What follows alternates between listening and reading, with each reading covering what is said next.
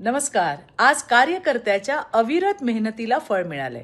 8 वर्षानंतर राज्यात कार्यकर्त्यांच्या निवडणुका झाल्या आणि या निवडणुकीत देवाभाऊ हे केवळ मुख्यमंत्री किंवा पक्षनेते म्हणून नाही तर कार्यकर्ता म्हणून मैदानात उतरलेले सगळ्यांना दिसले.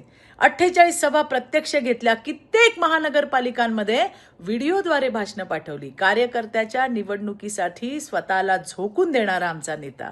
देवाभाऊ कायम एकच सांगतात, कुठलीही निवडणूक ही छोटी नसते. तळागाळापर्यंत पोहोचायचं असेल तर तळागाळामध्ये उतरावंच लागतं. याच भूमिकेमुळे हा विजय मिळालाय.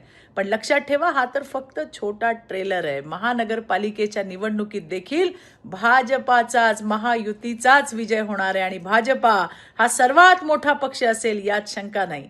स्वाभाविकच पराभव मान्य न करता विरोधक आता ईव्हीएम, निवडणूक आयोग यावरती रडगाणं सुरू करतील.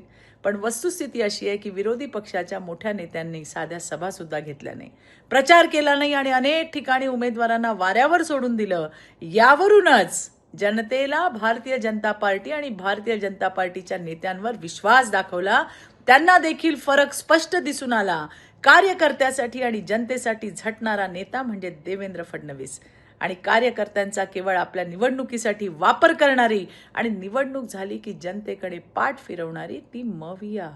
जनतेला आता समजलंय की भारतीय जनता पार्टी या नावातच जनता आहे, हो, जनतेच्या सेवेसाठी आहे आणि म्हणूनच आज भाजप नंबर 1 असल्याचा कौल जो आहे तो महाराष्ट्राच्या मायबाप जनतेने दिलेला आहे. धन्यवाद. जय हिंद, जय महाराष्ट्र.